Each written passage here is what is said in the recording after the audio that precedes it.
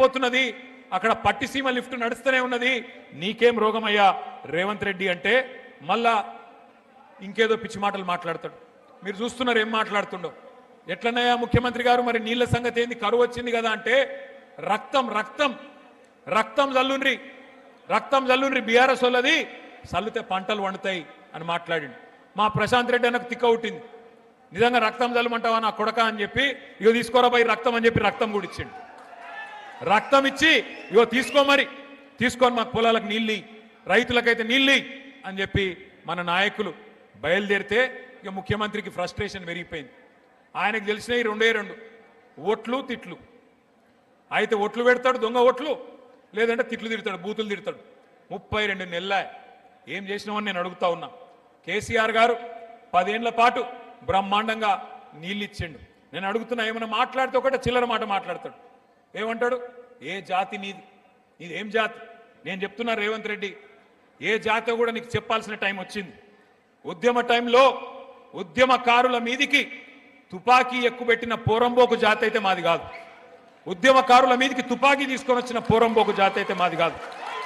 వలస పాలకుల సంక నాకుతూ సమైక్యవాదుల సంచులు మోసిన దగుల్బాజీ జాతి అయితే మాది కాదు.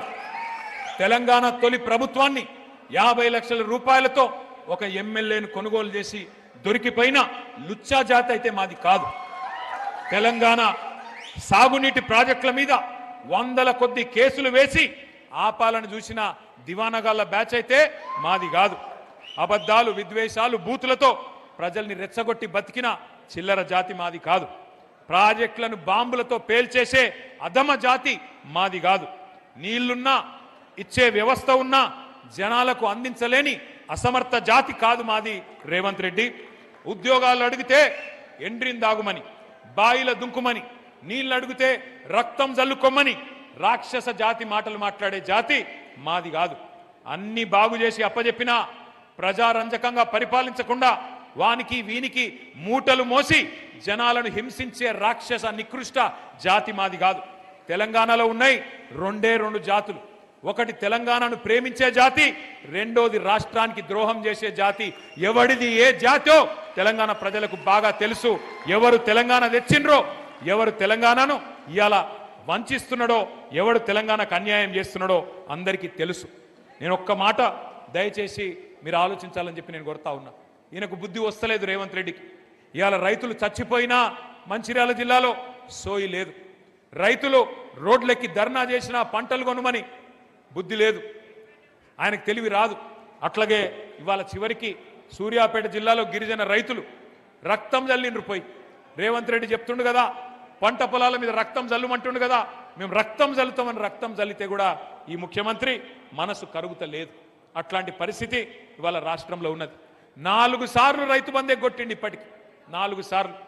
ఒక్కసారి దయచేసి నేను మీకు గుర్తు చేయదలుచుకున్నా. ఆ రోజు ఏం చెప్పిండు రాహుల్ గాంధీ అంటే, ఆయన వచ్చిండు వరంగల్కు, వచ్చి ఏం డైలాగులు కొట్టిండు, మా కాంగ్రెస్ గుద్దుండ్రి మంచిర్యాలోళ్ళు, మీకు ఇది చేస్తాం అది చేస్తాం అని రైతులకు ఏమేం కళ్ళబొల్లి కబుర్లు చెప్పిండో ఒక్కసారి మీరు చూడాలని చెప్పి కోరుతా ఉన్నా. వీడియో ప్లే చేయాలని చెప్పి మనోళ్ళని కోరుతా ఉన్నా.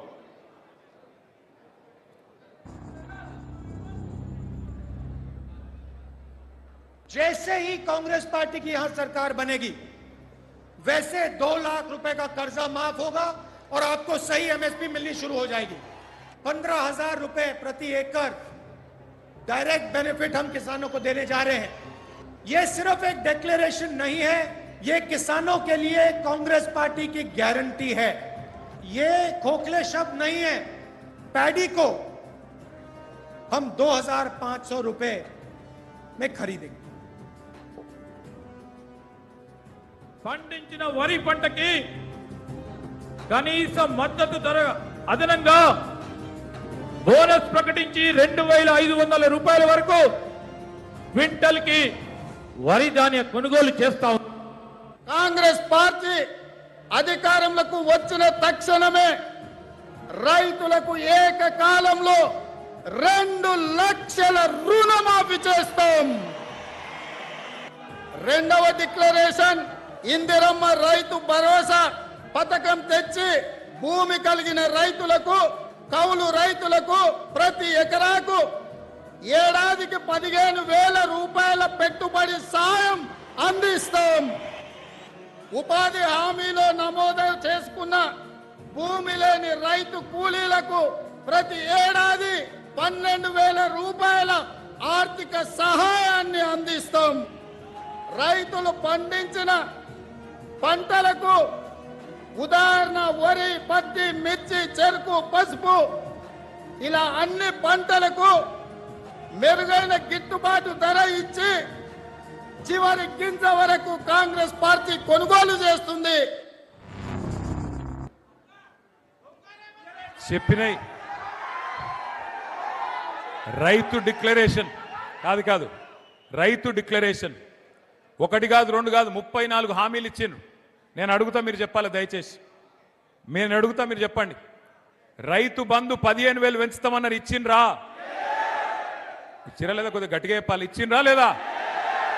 2 లక్షల రుణం మాఫీ చేస్తా అన్నాడు, చేసిండా? కౌలు రైతులకు రైతు బంధు ఇస్తా అన్నాడు, ఇచ్చిండా? రైతు కూలీలకు రైతు భరోసా ఇస్తాడు, ఆత్మీయ భరోసా ఇచ్చిండా?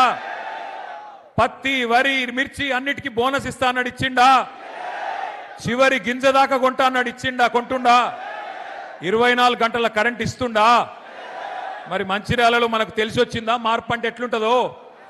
గిట్లుంటది. మరి ఎట్లుంటది అంటే ఒక్కసారి ఆలోచన చేయండి.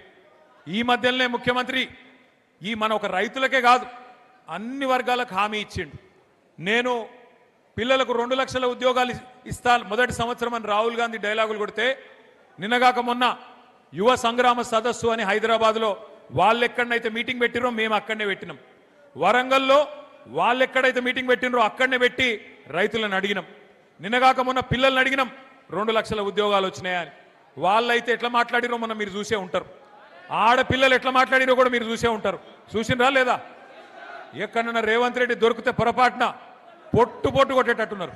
గట్లాంటి పరిస్థితి ఉన్నది ఇలా రాష్ట్రంలో. అందుకే నేను అంటా ఉన్నా, 1 కాదు 2 కాదు, రాష్ట్రంలో అందరినీ ముంచిండు, అందరినీ మోసం చేసిండు, ముసలోళ్ళని మోసం చేసిండు. కేసీఆర్ ముసలమ్మకో ముసలయ్యకో 2,000 పెన్షన్ ఇస్తుండు.